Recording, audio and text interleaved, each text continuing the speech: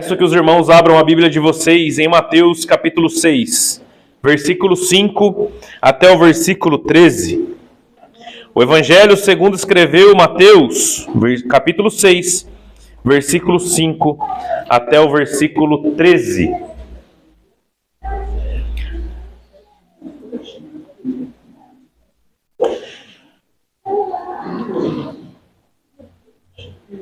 Assim diz a palavra do Senhor. E quando vocês orarem, não sejam como os hipócritas. Eles gostam de ficar orando em pé nas sinagogas e nas esquinas, assim de serem vistos pelos outros. Eu asseguro que eles já receberam sua plena recompensa.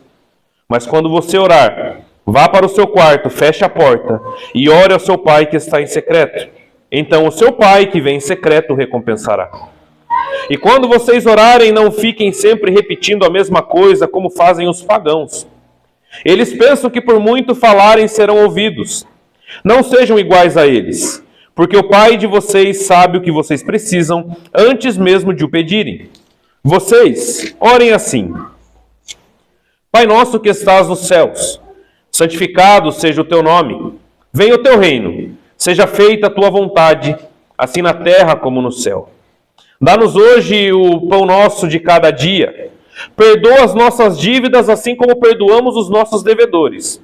E não nos deixes cair em tentação, mas livra-nos do mal, porque teu é o reino, o poder e a glória para todo sempre. Amém.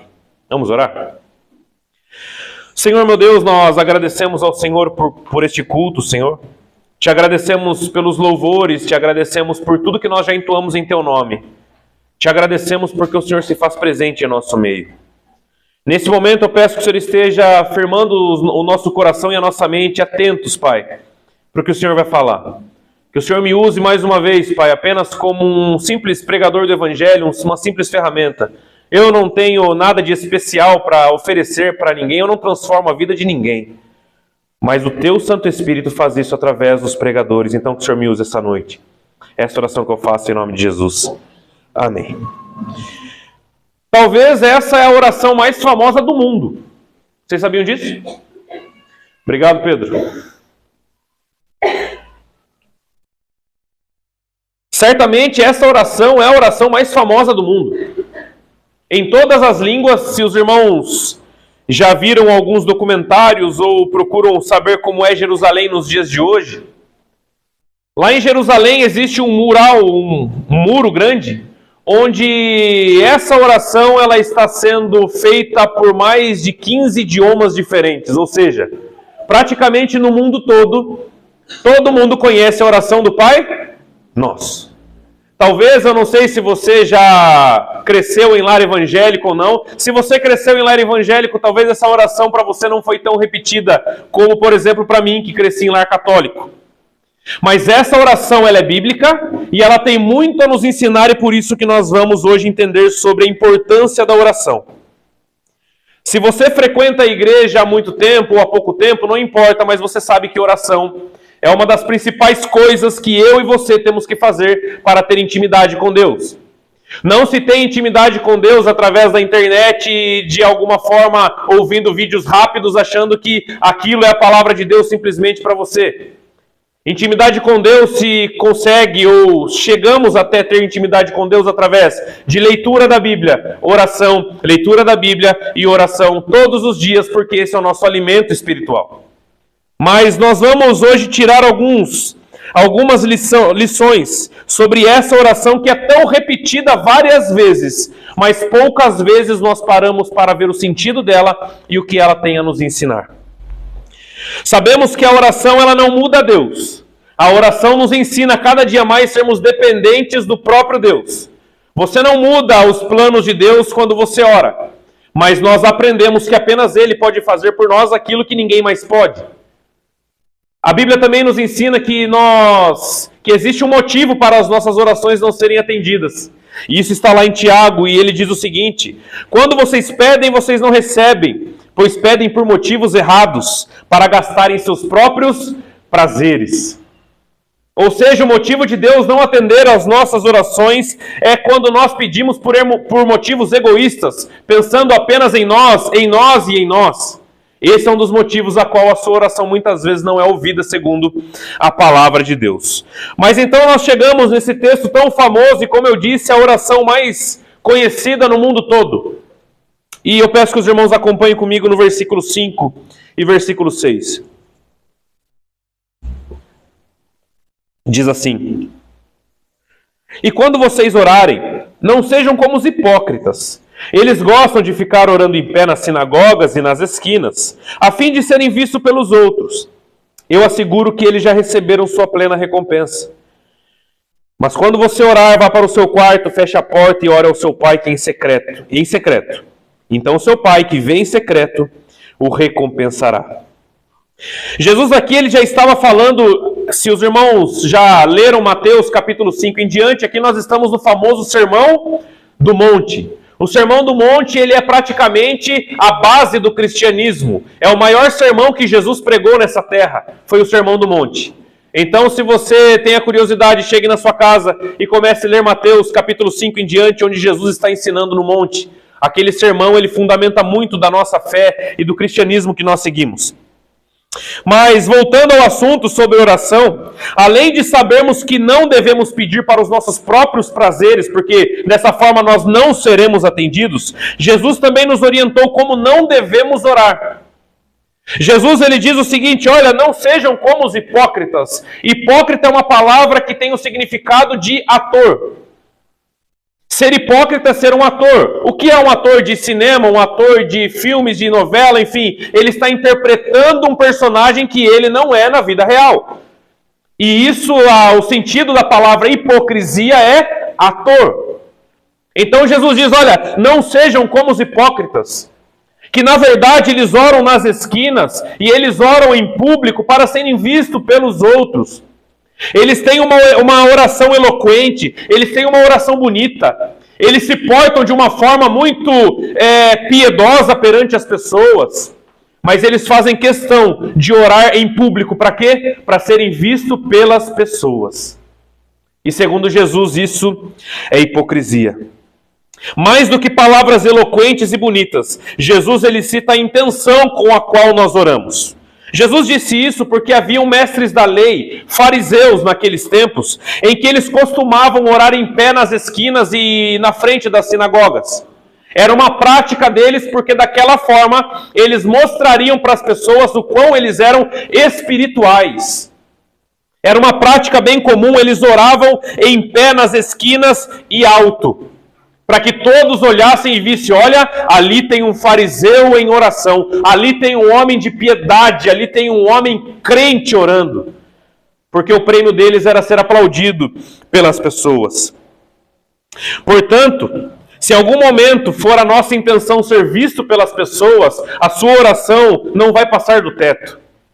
Se você ora ou faz qualquer coisa para Deus para ser visto pelas pessoas e não com a intenção correta, e não com o coração quebrantado, entendendo que a oração é necessidade e não aparência, a nossa oração será como a oração de um hipócrita. A nossa oração será como a oração de um fariseu. E Jesus orienta que nós não devemos orar como os hipócritas, nós não devemos orar como os fariseus. Por outro lado, Jesus diz para nós entrarmos em secreto no nosso quarto e orar, que o nosso Pai que nos vê em secreto nos recompensará. E Jesus ainda diz, essas pessoas que oram em pé nas esquinas, elas já receberam a recompensa delas. E qual é a recompensa delas? O aplauso das pessoas. A recompensa das pessoas que querem se aparecer para as outras é nada mais, nada menos do que o reconhecimento do seu público. Agora Jesus diz, olha vocês, ou os meus seguidores, vocês que estão me ouvindo, não sejam assim, não busque aplauso das pessoas. Não busque aplauso das pessoas. Irmãos, é uma coisa que eu tenho desde que eu me converti, fui chamado para o ministério pastoral, eu não me importo com os comentários que vão fazer a respeito da minha pregação. Sabe por quê? Porque eu não faço para ser aplaudido por ninguém. Eu não faço para ser aplaudido por lado A ou lado B. Eu faço aquilo para o Senhor. Então muitas vezes nós procuramos fazer para as pessoas.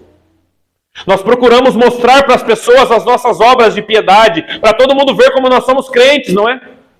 Mas este não é o foco de Jesus. Jesus diz, olha, se você quer orar a Deus sinceramente, entre no seu quarto. Jesus não estava limitando aqui, irmãos, que você tem que orar no quarto, porque se orar na sala não vale, não é isso. Jesus ele estava dizendo, olha, o seu Pai vê em secreto tudo o que você faz. E se o seu propósito é apenas chegar a um diálogo com Ele, mesmo no seu quarto, às escondidas, Ele te ouve e te recompensa, porque Ele é Deus. Você acha que você esconde alguma coisa de Deus? Você acha que em algum momento Deus não está olhando tudo que você e eu fazemos? Essa é uma prova que Deus vê tudo que nós fazemos e pensamos em nosso secreto. Não há nada que fique descoberto aos olhos de Deus.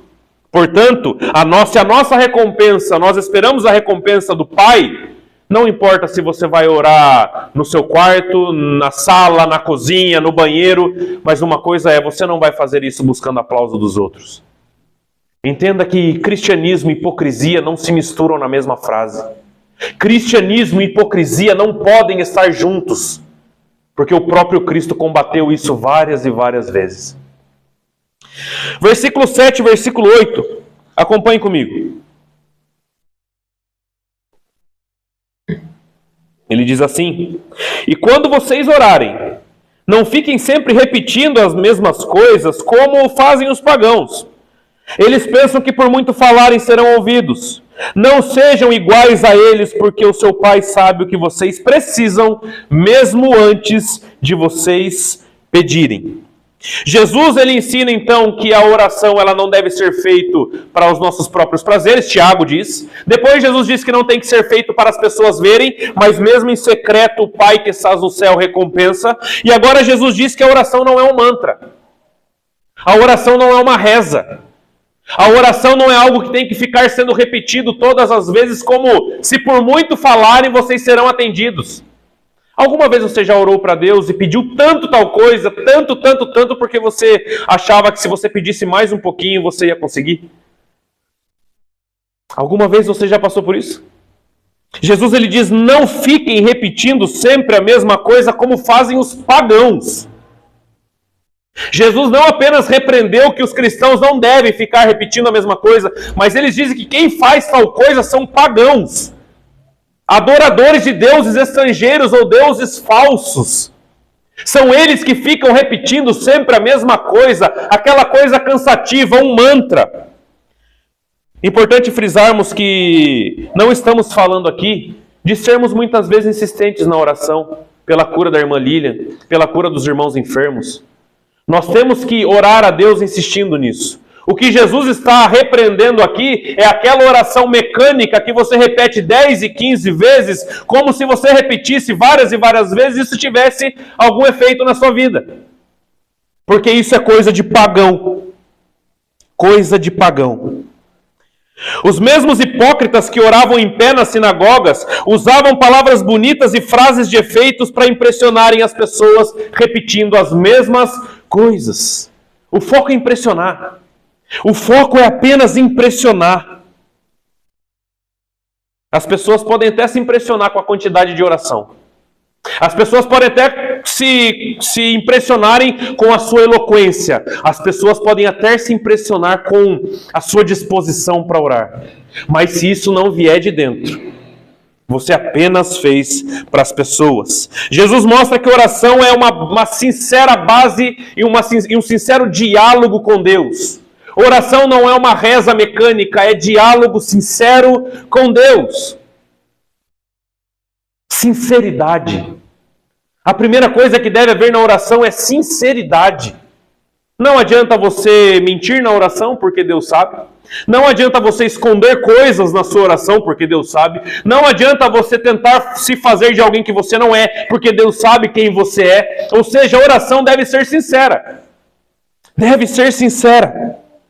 O próprio Jesus diz o seguinte: este povo se aproxima de mim com a sua boca, me honra com os seus lábios, mas o seu coração está longe de mim. Ele repetindo algo do Antigo Testamento.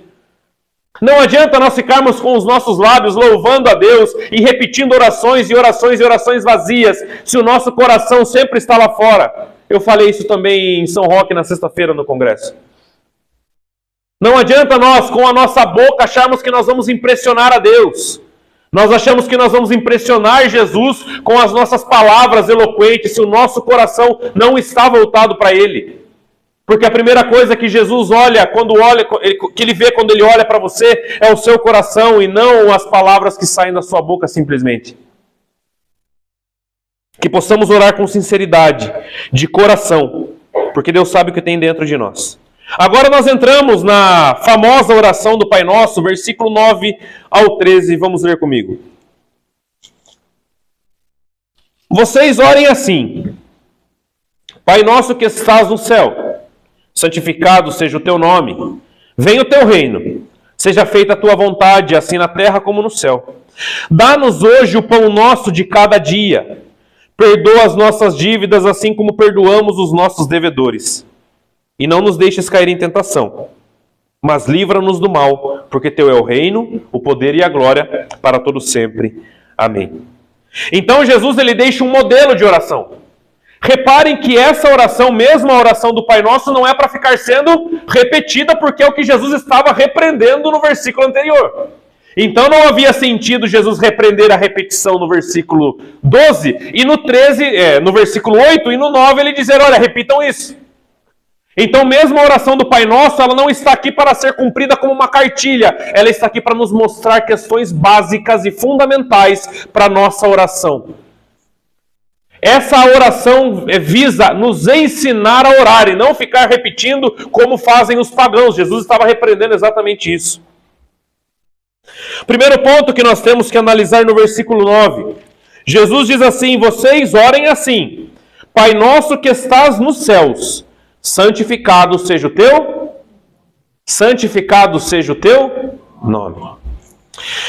Para entrarmos na presença de Deus da forma correta, porque Deus ele mostra como nós devemos orar, nós não oramos do jeito que nós queremos, nós não nos portamos na igreja como nós queremos, ou entramos na presença de Deus como nós queremos.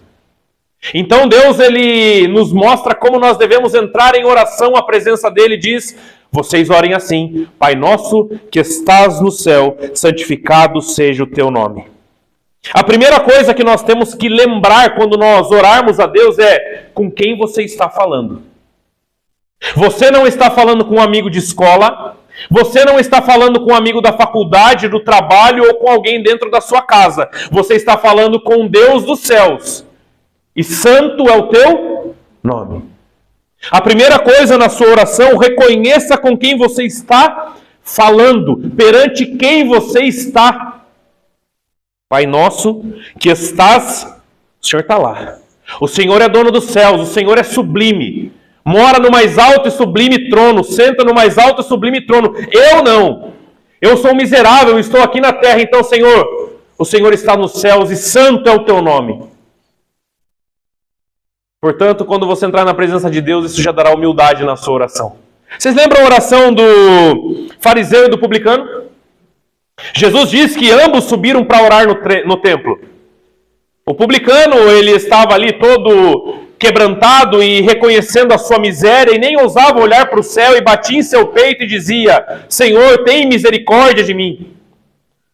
Mas naquele mesmo dia subiu um fariseu que entrou no templo de nariz em pé e em pé orava, Senhor, obrigado porque eu não sou igual ao publicano. Senhor, obrigado porque eu não sou tão pecador quanto ele. Senhor, obrigado porque eu sou muito melhor do que os outros. A Bíblia diz que Deus se opõe aos orgulhosos. A Bíblia diz que Deus se opõe a quem é orgulhoso. Você quer se opor a Deus? Você tem força suficiente para ser inimigo de Deus?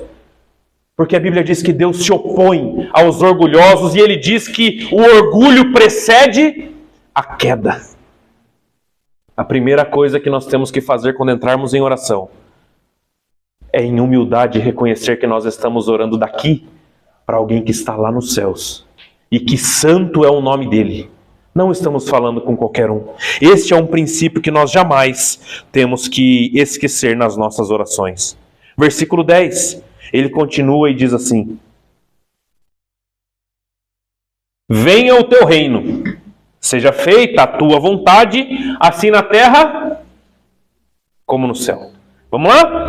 Venha o teu reino, seja feita a tua vontade, assim na terra como nos céus. Jesus ele diz que nas nossas orações nós devemos clamar para que o reino dele venha. A palavra no grego de reino que Jesus usa aqui é basileia, que significa o tempo em que será governado eternamente pelo Messias, ou seja, o porvir, a glória dos céus que nos está reservada.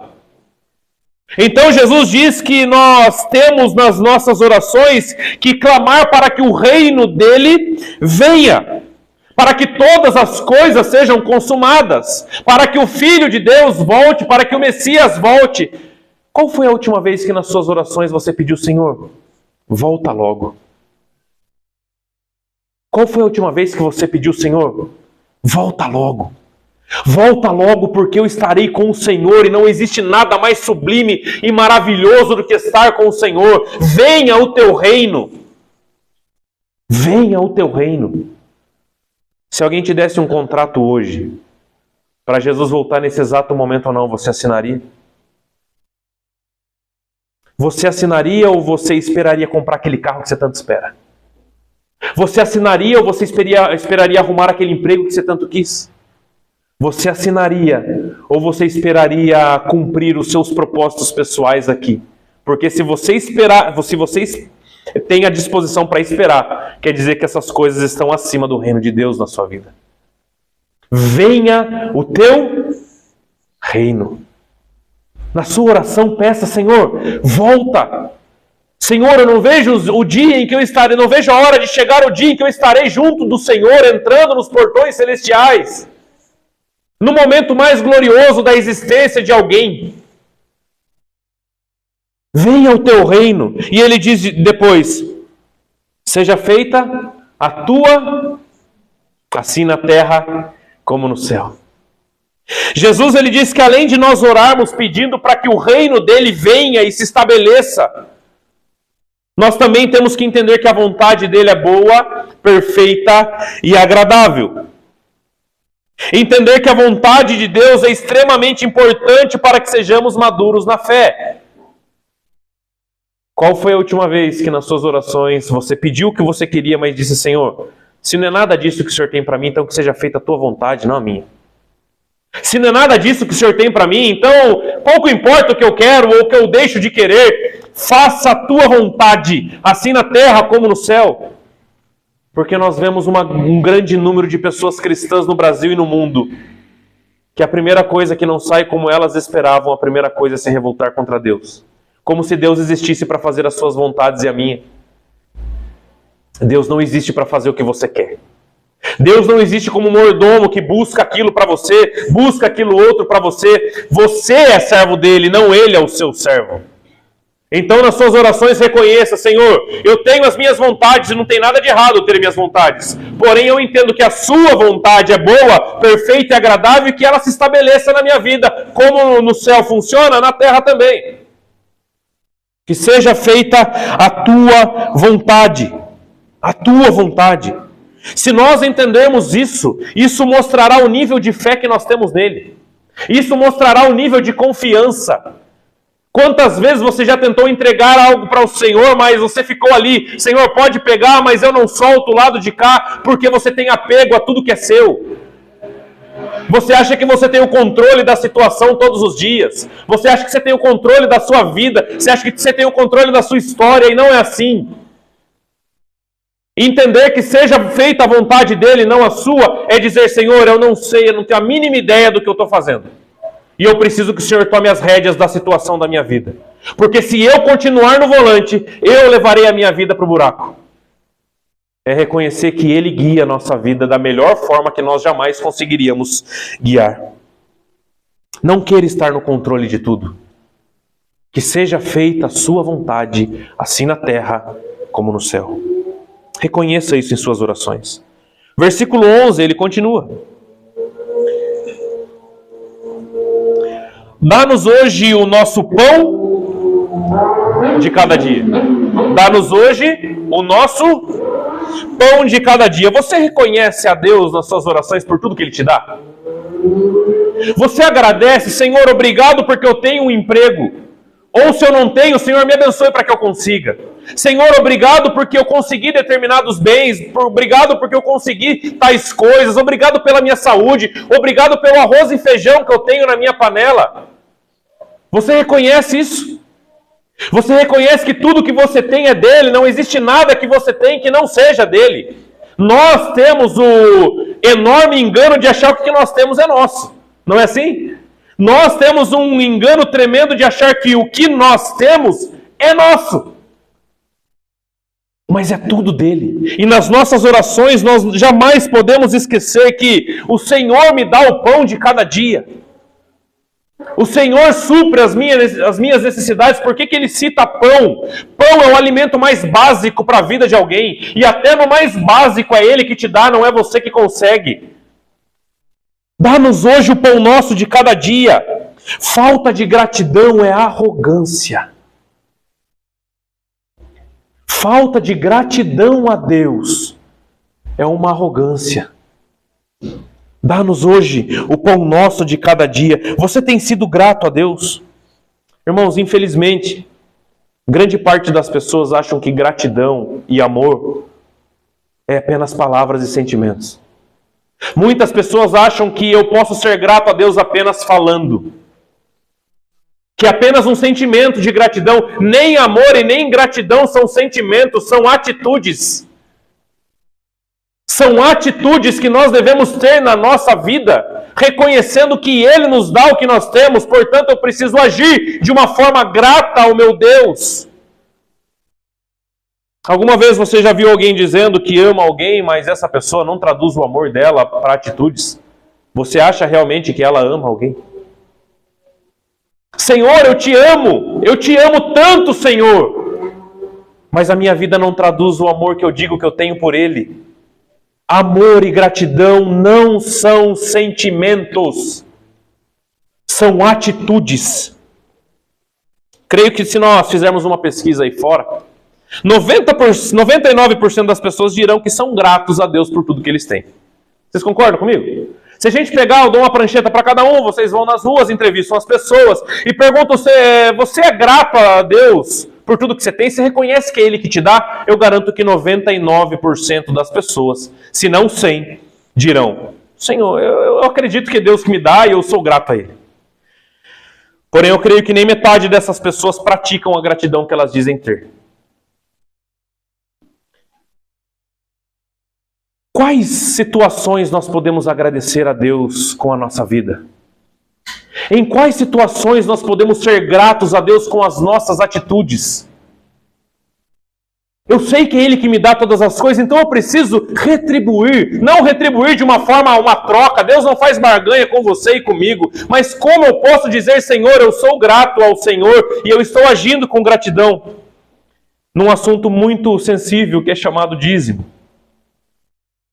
Infelizmente, irmãos, o mundo evangélico, há décadas atrás, colocaram o dízimo como se fosse algo que gerasse escândalo dentro das igrejas, não é assim? Nós vemos igrejas, e eu não vou citar nomes de denominações, mas vocês sabem, que ridicularizam o dízimo. Pastores disfarçados aqui, pedindo dinheiro, dinheiro, dinheiro, mas são ladrões, são criminosos. Pessoas que gravam vídeos em redes sociais colocando que o dízimo não é bíblico mais, você não precisa dar o dízimo. Igrejas que ficam fazendo campanhas atrás de campanhas para tirar dinheiro das pessoas, isso é errado. E eu sou o primeiro a me opor a isso. Teologia da prosperidade, sou o primeiro a me opor a isso. Agora, Jesus disse que pode passar os céus e a terra, mas a palavra dele não muda. E o dízimo é uma doutrina bíblica. É ridicularizado por muitas pessoas? Sim. Foi mal usado por muitos ladrões aí, disfarçados de pastores? Sim. Mas nem por isso a verdade deixou de ser a verdade. Nós temos que entender que o dízimo não é para o pastor, pelo menos na Igreja Batista não é.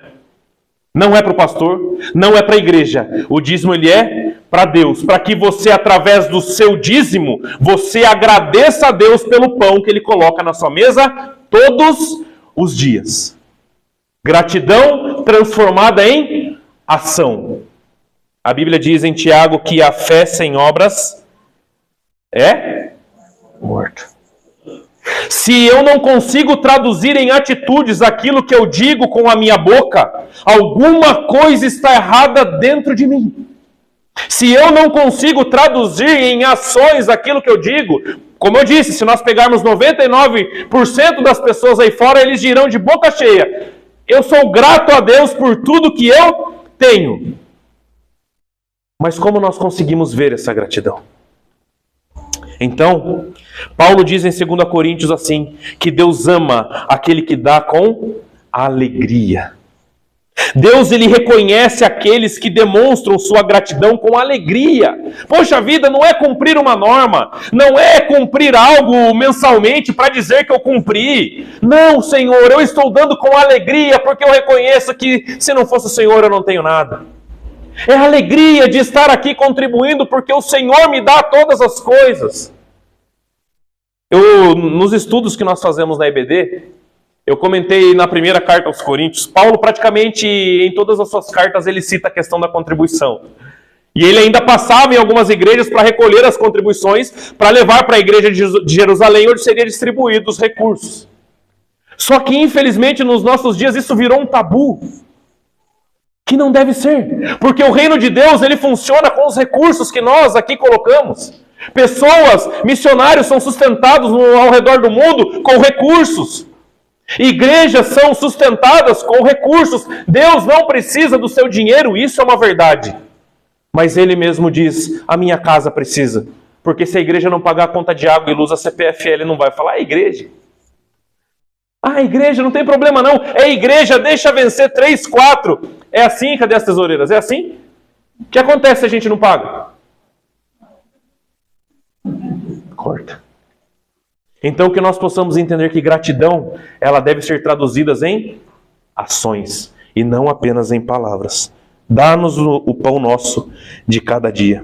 Versículo 12, ele continua e diz assim: perdoa as nossas dívidas, assim como perdoamos os nossos... Aqui é o ponto talvez mais difícil. Vamos lá, coloca no telão aí o 12. Todo mundo junto?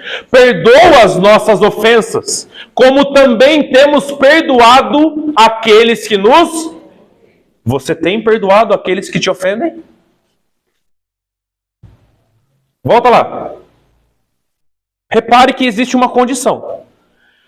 Perdoa as nossas ofensas, como também tenho perdoado aqueles que...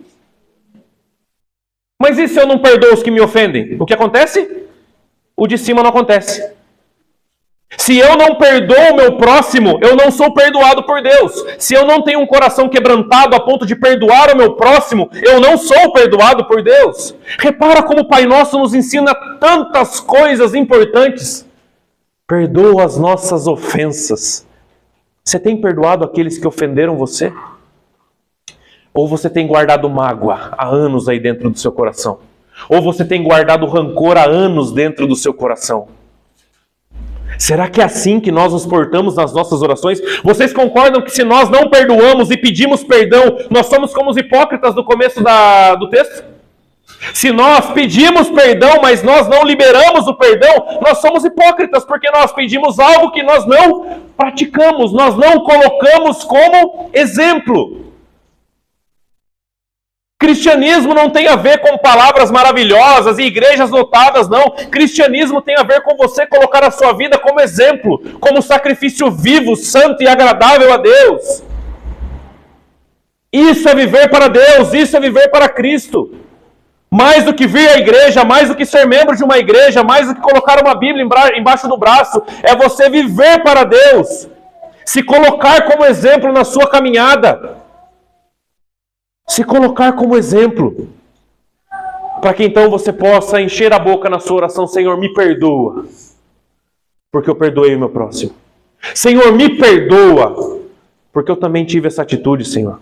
Porque eu entendo, uma jovem disse para mim essa semana, ela estava com um problema, e ela disse: eu perdoei ele, porque eu faço tantas coisas ruins para Deus, e Deus me perdoa todo dia. Quem sou eu para não perdoar ele? Quem sou eu? E muitas vezes a gente acha que o outro não merece perdão, mas nós achamos que nós merecemos. Perdoe mais. Eu digo para você, enquanto você não quebrantar o seu coração e não perdoar as pessoas, você jamais conseguirá se aproximar de Deus. Você vai tentar anos da sua vida, talvez a sua vida toda, e você seguirá a Deus de longe. E você seguirá a Cristo de longe, sem intimidade, sem a proximidade. Porque a falta de perdão traduz também em arrogância e orgulho. E como eu já disse, o próprio Deus se opõe aos orgulhosos. Não queira ser adversário de Deus. A mão dele é muito pesada para nós. Perdoa as nossas ofensas, assim como nós perdoamos aqueles que nos têm ofendido. Isso diz muito mais sobre nós do que os outros. Você não perdoar os outros, e eu ouvi essa frase no seminário, nunca mais esqueci. Você não perdoar alguém é como você tomar um copo de veneno e querer que o outro morra. Mas o maior prejudicado vai ser você no final, não vai ser o outro. Perdoe mais. Quebrante mais o seu coração. Senão a vida toda você vai ficar aí, morno. Nem lá, nem cá, vivendo essa vida morna. Até o dia em que Cristo te chamar à presença dele. Versículo 13. Ele termina essa oração e diz: E não nos deixes cair em tentação, mas livra-nos do mal, porque teu é o reino, o poder e a glória para todos sempre. Amém. Livra-nos do mal. Livra-nos do mal. Quantas vezes Deus já te livrou que você nem sabe? Quantas vezes Deus já livrou você de perigos que você nem ficou sabendo? E quantas vezes Ele já te livrou de perigos que você soube? Quem aqui já foi livrado de algum perigo? Quem aqui já foi... Deus agiu poderosamente de acordo com o perigo que você estava vivendo? Quem aqui já teve essa experiência? Levanta a mão só para eu saber. Ele nos livra do mal. Se Deus não for com você, você não chega na esquina.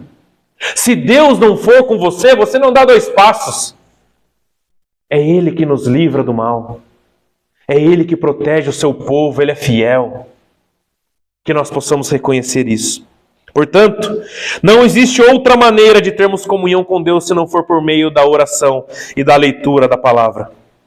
Para nós resumirmos, a oração do Pai Nosso nos ensina a reconhecer com quem estamos falando, com Deus, pedir para que o reino dele venha através da volta de Cristo, entender que a vontade dele é perfeita e por mais que seja diferente da nossa, a vontade dele é melhor. Praticar a gratidão com palavras na nossa oração, mas com atitudes na nossa vida real. E perdoar as pessoas com a mente limpa, para que nós possamos dizer: Senhor, me perdoa também. Que nós possamos aprender essas questões sobre o Pai Nosso. Talvez você nunca ouviu a exposição da oração do Pai Nosso. Talvez você já repetiu 1000 vezes na sua vida, mas nunca você parou para pensar sobre o que isso nos ensina. Entende o que é oração e o que é reza? Reza é apenas algo mecânico que nós repetimos. E se você perguntar para alguém que repete isso daqui 60 vezes na semana, talvez ela nunca reparou nessas questões. Porque oração tem a ver com intimidade e olhar para dentro de nós com sinceridade. Amém? Vamos orar?